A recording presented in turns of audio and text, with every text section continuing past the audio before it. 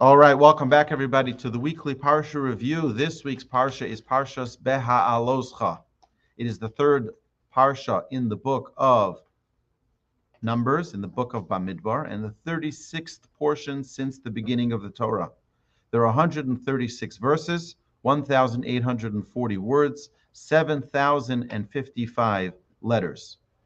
There are only 5 mitzvahs in this week's Parsha, 3 performative and 2 prohibitions. There is a lot packed into this week's Parsha, so buckle up because it's going to be exciting. The Parsha begins with the instruction of the Menorah. Hashem instructs Moshe to teach Aaron how to kindle the 7 lights of the Menorah. The Menorah was to be crafted of 1 solid piece of gold, 7 branches, and in exact accordance with the fiery image that Hashem had shown Moshe. The sanctification of the Levites, where Hashem instructs Moshe to purify the Levites and inaugurate them for Mishkan service.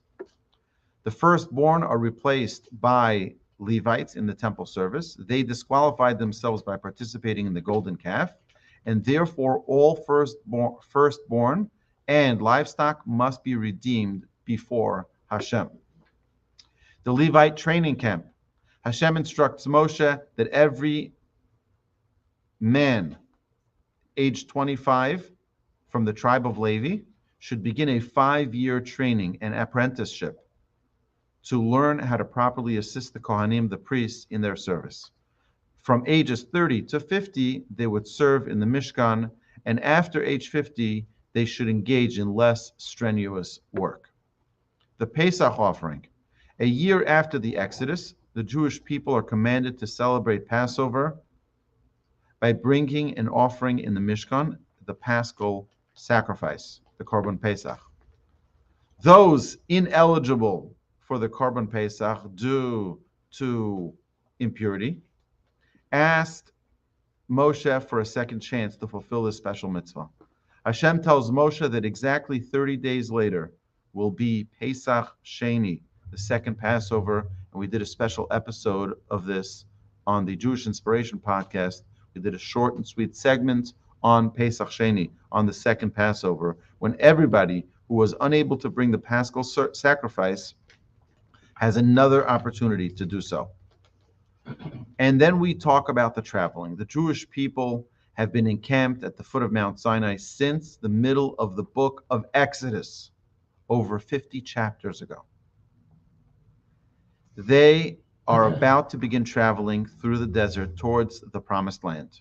The clouds of glory, the miraculous clouds of glory hovered over the Mishkan to represent Hashem's presence. And when the clouds lifted up, they began traveling until it came down again upon the Mishkan, and they stopped and camped there. Then we're instructed about the trumpets. Hashem instructs Moshe to make 2 silver trumpets. The trumpets would summon the leaders of the tribes and the entire nation for announcements. Different sounds are blown for different occasions. They're also used as signals to herald the traveling of the encampment and the movement of troops during war and for festivals. The order of the travel is described. The exact order and pattern of travel of each of the tribes and how they traveled was described. And then Yisro, Moshe's father-in-law, is invited by Moshe to join the Jewish people on their journey to the promised land. But Yisro returns to his homeland, Midian. At this point, the Jews are only 11 days' journey away from the land of Israel. And the travel begins. The 2 verses of Vayehi bin Soha Aaron, when the ark went forth, mark the beginning of travel. But things also begin to unravel. The complainers. Nightly, miraculous manna descended, and every morning the people gathered and ate their respective portions of manna. The Erev Rav, the mixed multitudes of Egyptians who joined the Jewish people, instigated people into complaining about the manna. They wanted real food, like they had in Egypt. Hashem was angered, and so was Moshe. The Sanhedrin Moshe says, I can't handle this myself. So Moshe protests that he is unable to govern the nation alone. Hashem tells Moshe to appoint 70 elders, wise scholars, people of wisdom, people who have life experience, and the first Sanhedrin is formed. They will receive some of Moshe's spirit and help govern and teach the nation. The 70 elders are divinely confirmed. Hashem responds. The next day, Hashem sends an incessant supply of quail, and the complainers were punished. And then there are new prophets. After the Sanhedrin are confirmed by Hashem, two remain behind in the tent of meeting, Eldad and Medad. They prophesied about the future transition of leadership from Moshe to Joshua, to Yehoshua. Some protest this prophecy, including Yehoshua himself, but Moshe is very pleased that others have become prophets. And then we have the story that Parsha finishes off, and the Parsha ends with the following story of Moshe being spoken about by Miriam and Aaron, who speak negatively about Moshe's decision to separate from his wife Tzipporah. Miriam is punished with tzara'as, and Hashem confirms that Moshe is his preeminent servant and prophet. The Jewish people wait 7 days for Miriam to be healed and for her quarantine to end before continuing to travel. So this concludes the brief Parsha review. But now there's a lot to dissect here. We'll spend a few minutes on some important lessons from this week's Parsha. First is, the Parsha begins with the Menorah and the task that Aaron is going to be assigned to it. But this comes on the heels of last week's Torah portion. If we remember, the Levites were given their tasks, and the Kohanim were given their tasks. But Aaron, who's the high priest, didn't get a task. And he's like, 1 second, everybody's got a role. What's my job? What is my task? And Aaron really, really wanted to do the right thing for Hashem. Not because he felt left out, because he wanted to be able to display his love, his affection with Hashem. So Hashem gave him the greatest gift of all. He gave him the greatest task of all of the Kohanim. And that is a daily, eternal job of lighting the menorah. The lighting of the menorah was the greatest task because every day the menorah needed to be reset. And what that means by being reset is that the entire menorah was a new menorah every single day. The oils, the wicks, everything needed to be replaced. It was a new menorah. It was a new service every single day. This was something special that, by the way, our sages tell us that menorah is continued in the Hanukkah menorah that we light every year. So we see that the rest of the tasks of the temple don't operate in our generation. But the menorah is still lit in our generation. Whose menorah? Aaron's menorah. His menorah is not one that's going to be extinguished with the defilement of the temple. It's not going to be extinguished with the destruction of the temple. Aaron's fire will be burning forever. And that's the special gift of purity, of desire to serve Hashem. When someone has a genuine desire to serve Hashem with all their heart, Hashem feels that. Hashem responds to that and gives us the opportunity to do great things. It's not about how big your name is going to be. It's about how pure your intention is. Aaron's intention to serve Hashem with so much love was answered. And he was given the greatest task of them all. Then we see that the Jewish people complain. You see, there's a very big problem that we all face every single day of our lives, and that is habit. You see, the minute our habit breaks, we get flustered, we get worried.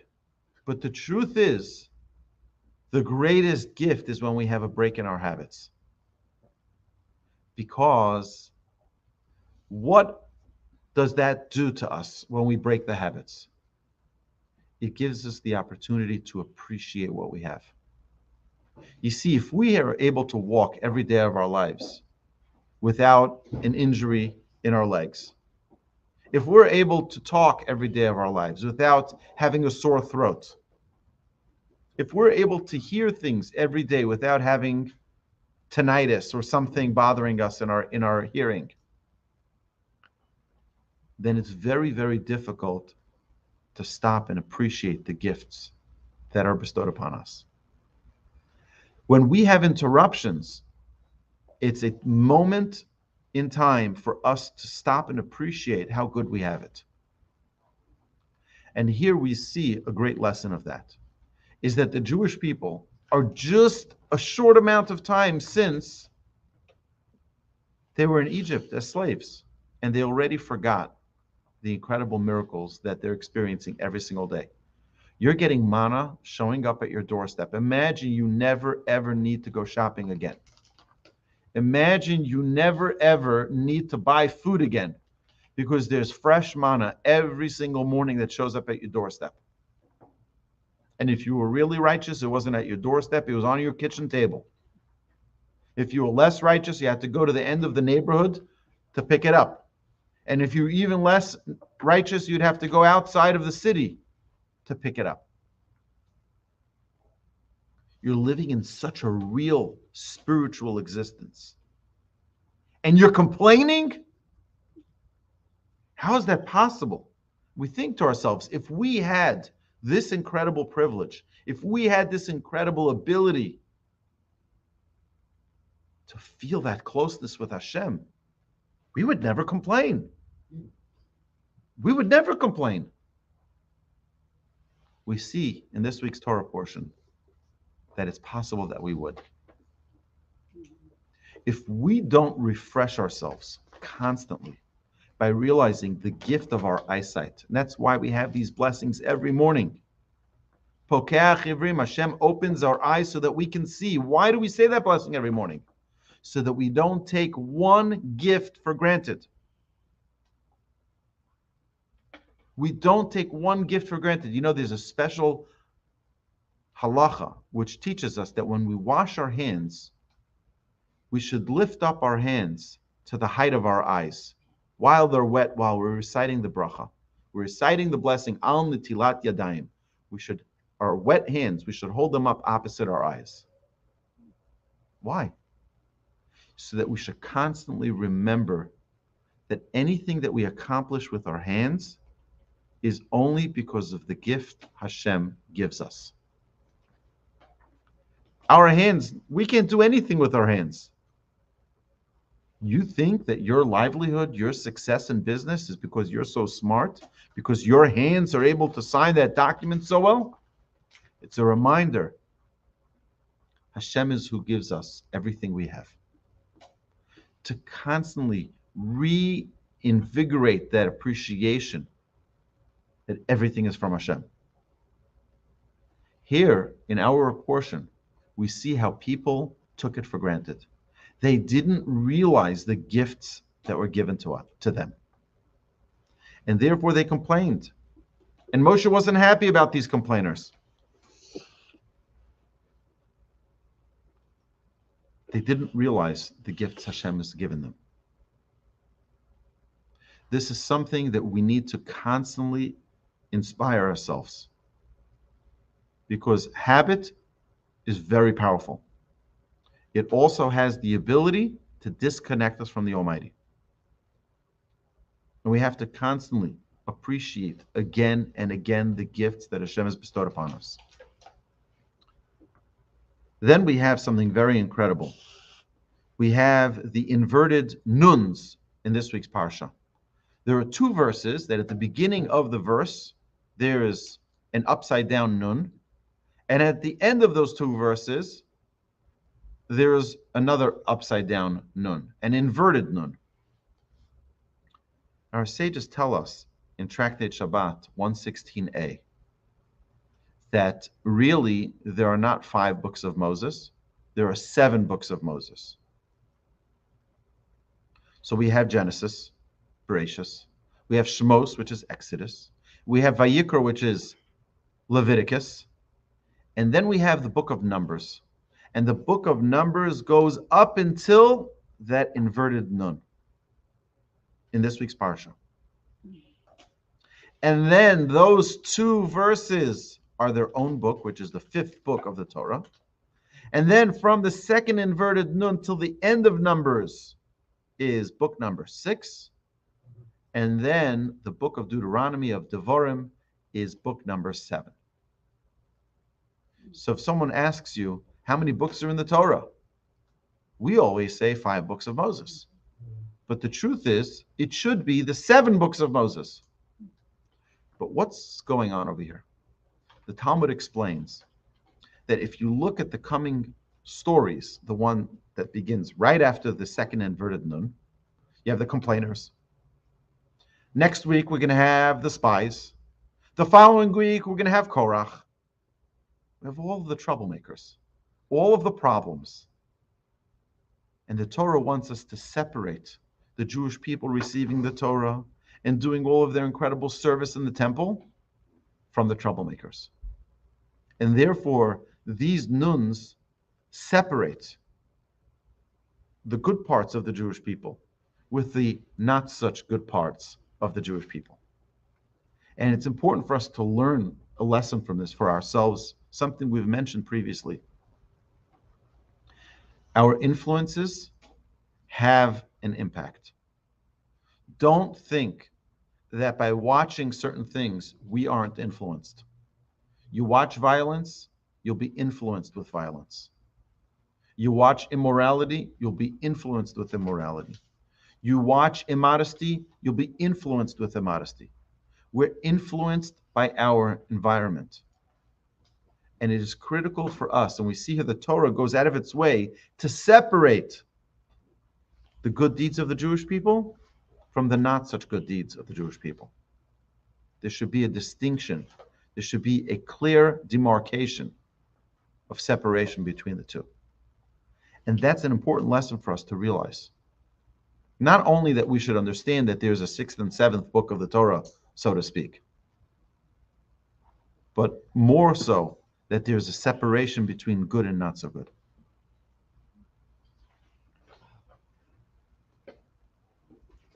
And then we see how Hashem defends Moshe. Hashem defends Moshe and says there has never been a prophet like Moshe, and there never will be a prophet like Moshe. And the Rambam, when he enumerates the 13 principles of faith, this is one of the important ones, is that there never was and never will be a prophet like Moshe. Who tells us that? Hashem, creator of heaven and earth, is the one who says that in this week's Torah portion. Where Hashem says to Moshe and Aaron, you're making fun, to Miriam and Aaron, you're making fun of Moshe? Do you know who Moshe is? Moshe is the only prophet who speaks to me mouth to mouth. While everyone else sees it in a vision, Moshe speaks to me directly, a much higher level. We need to understand that the revelation of a prophecy is such an incredible thing. It's an unbelievable tale. We also have the story of Eldad and Medad who stay in the tent of meeting and they have a revelation. What's that revelation? What's the purpose of that revelation? And why is Moshe happy about it? Moshe is happy about it because that's what a true leader is. You see, many people like, oh, you're trying to dethrone me? You're trying to kick me out of my seat, of my leadership role? That's not a true leader. A true leader wants to make sure that his successor is lined up and the opportunity for success is available for him. Moshe hears this. He's elated because he's happy that a successor is getting in line. Joshua himself says, I can't fill Moshe's shoes. That's also a sign of leadership, to understand the greatest of your predecessor. We see here real people who understand that it's not about me. It's about the Jewish people that I'm responsible for. That's what Moshe understands. Moshe understands that it's far greater than just himself, which is why now the verse continues and says that Moshe was more humble than any man on the face of the earth. So that, you think about this. Moshe is sitting there writing the Torah. He's transcribing every word that Hashem says to him. He's writing down. Don't you think Moshe would have taken a pause? And Moshe is the most humble of all men. Boy, that's pretty humble, isn't that? So how can Moshe write such a thing about himself in the Torah that he's writing, transcribing word for word from Hashem? It seems that is counter the values of humility. So listen carefully to what our sages teach us. It's so beautiful. What is humility? Humility means that one understands their place. One understands their relationship with Hashem. Who understands the sun more? Someone sitting here on planet Earth and suntanning? Or someone who starts traveling towards the sun and is about to disintegrate because of the heat of the sun? Someone who's traveling towards the sun.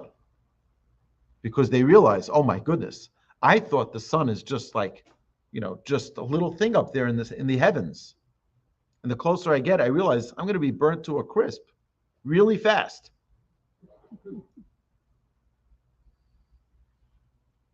When someone is distant from God, they feel, look at me, I'm so mighty, I'm so strong. Look at me, I'm so powerful. The closer you get to God, the more you realize how infinitesimally smaller we are than we can possibly imagine to the Almighty. So that means the closer you are with the Almighty, the more humble you're going to be.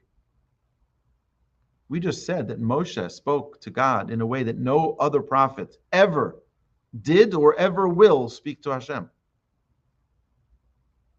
Who was the single person who had the clearest image of what the Almighty is? No one other than Moshe. Therefore, Moshe has to be the most humble. Humility doesn't mean that you keep knocking yourself and saying, oh, I'm a nothing, I'm a nobody. No, I really didn't do anything good in my life. That's not what humility is. Humility means that you recognize your relationship with God and you realize that everything you have is from Hashem. Moshe was not a big shot. Moshe realized his responsibility as a servant of Hashem. In fact, we'll see this in another 14 or 15 portions, that the eulogy for Moshe is only 2 words. The entire eulogy, Eved Hashem, servant of God. That's it.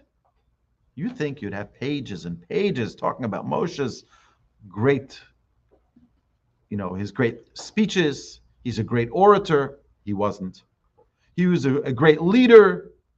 No, he wasn't either. He needs help from the Sanhedrin. He complains in this week's Parsha. He says, Hashem, I can't handle these people, these complainers. Hashem says, fine, here's the 70 Sanhedrin members for you. And we see that Moshe has many challenges in his leadership with Korach and with the spies. You'd think you'd be able to give them a pep talk and say, guys, you have responsibilities here. Moshe realizes his place. The greatest man to ever live. Eved Hashem, servant of Hashem. That's the whole eulogy. Some people say less is more. But the truth is, the Talmud tells us that what is a servant? What is a true servant?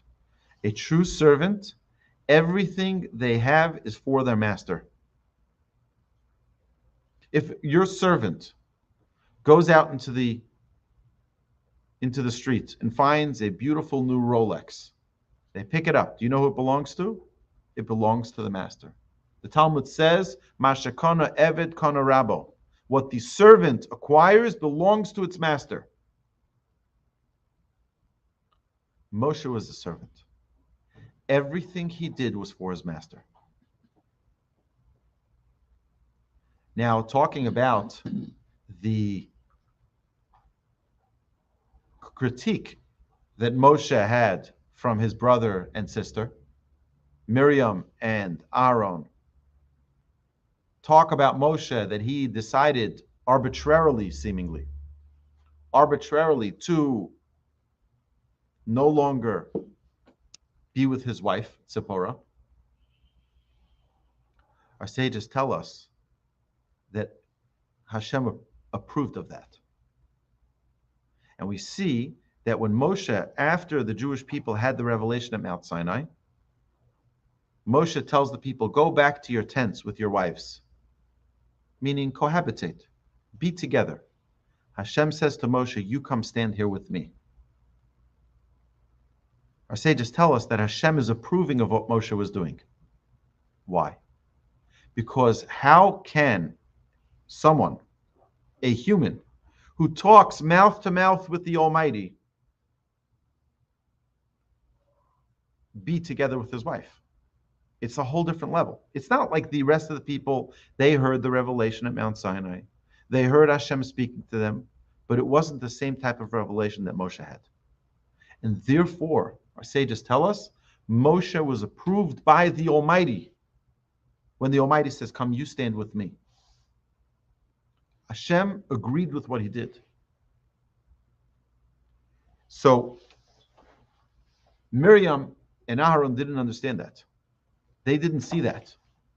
He'd be like everyone else. But Moshe wasn't like everyone else, which is why Hashem specifically points out, Moshe is not like anyone else. Moshe went rung by rung in his relationship with Hashem all the way till the top rung, where no one will ever achieve that again. Moshe and Aaron didn't understand that. Sorry, Miriam and Aaron didn't understand that. But then we see that Miriam is punished. You can look in the commentaries to see why Aaron wasn't punished. But Miriam was punished. And we see that the entire nation, the entire Jews, we're talking about over 3 million people, waited 7 days for Miriam's tsaras to pass, for the disease to pass. She needed a time of cleansing of 7 days, and the Jewish people waited for her. You know what it means to have 3 million people wait for you? You must be someone really valuable, someone really special for the entire Jewish people to wait for you. And our sages tell us that this is the classical Jewish trait of hakaras hatov, of recognizing the good. You see, the Jewish people had water through the desert in the merit of Miriam. And now we're just going to leave her behind? Now we're just going to leave her behind because now we already have the water, so we don't need her because she made a mistake. She's going to pay her price for it. We're just going to continue to travel. Catch up when you can. No, that's not the way we act. When you benefit from someone, when you benefit from something, you have to show an extra level of appreciation towards them. Even, by the way, our sages tell us, inanimate objects. You have clothes. When you're done with those clothes, they're worn out. You just throw them out. My mother once went to pay a shiva call for a very, very special rabbi who passed away. And the rabbi's Rebbitzin told my mother the following, that when he used to, he'd wear his clothes, But when he would get rid of them, he would nicely press them and put them on his bed, and he would put his hands over the clothes, and he would say, "Thank you for dressing me. Thank you for making me look good. Thank you for keeping me warm." And then he'd move it towards the end of the bed. The next day he'd do the same thing again, and he would thank his clothes, till it went off the bed. And then he'd fold it up, put it into a bag, and throw it into the garbage. What? It's a pair of pants. What was it brought to this world for? Mm-hmm. But you know what? I benefited from this. I enjoyed this. Imagine if we had such appreciation for our clothes, if we had such appreciation for our possessions. Do you think that we would take for granted another human being ever again? I don't think so.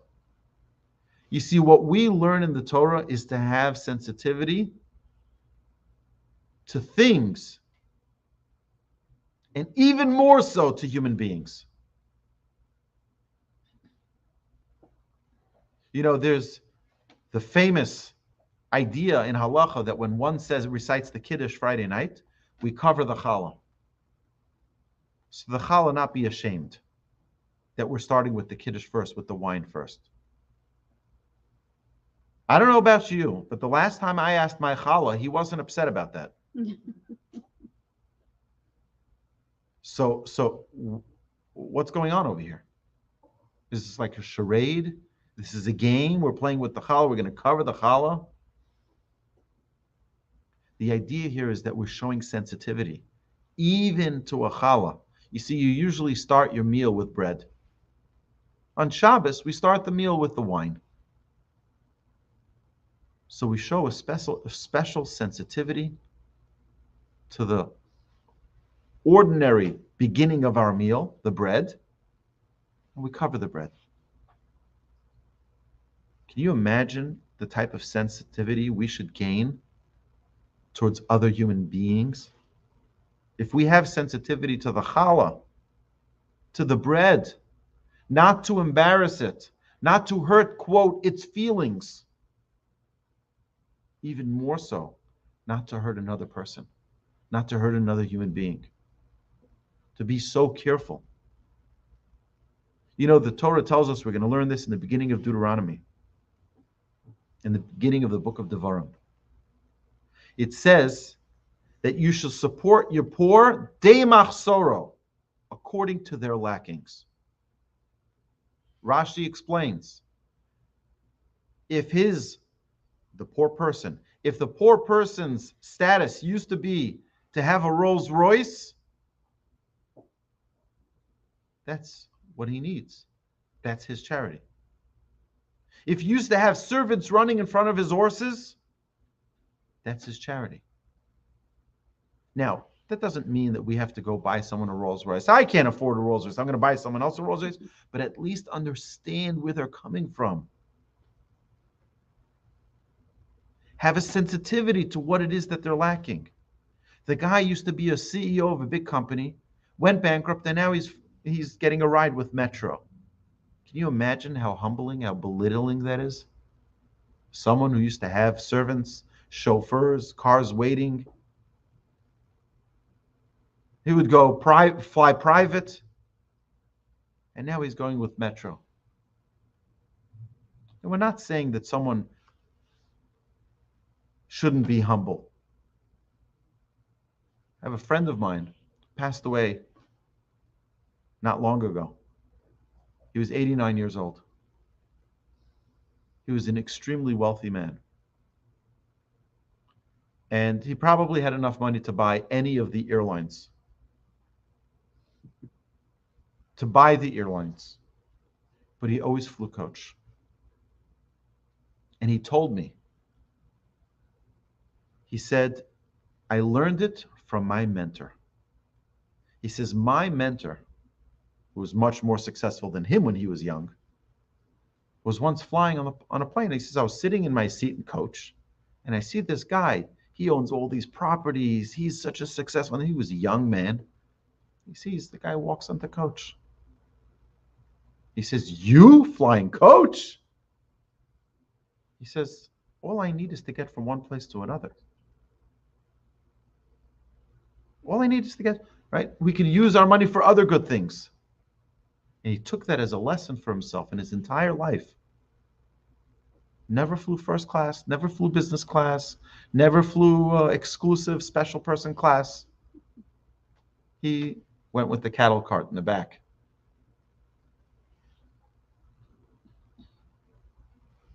Understanding, having sensitivity. Imagine this guy is a CEO of a company, lost everything, and now has to go on the metro, on the bus. It's humbling. At least understand, at least feel their pain, the humility that it is for them. Hashem should bless us all. We should learn these lessons from the Torah. Not to think that only the sensitivity to the challah is important. Sensitivity to other people is important. You know, the Chavetz Chaim was once a guest in someone's house. And they came home from shul Friday night, and the challah was uncovered. They didn't start the kiddush yet. So the husband calls to the wife. He says, where's the cover for the challah? So the Chavetz Chaim pulls the man aside. He says, why do we cover the challah? He says, oh, everybody knows, so not to embarrass the challah. He says, oh, but to embarrass your wife you can do? We have to take practical application to these things and to internalize these messages. We have hours and hours and hours and hours more to talk about this week's Torah portion, like we do every week.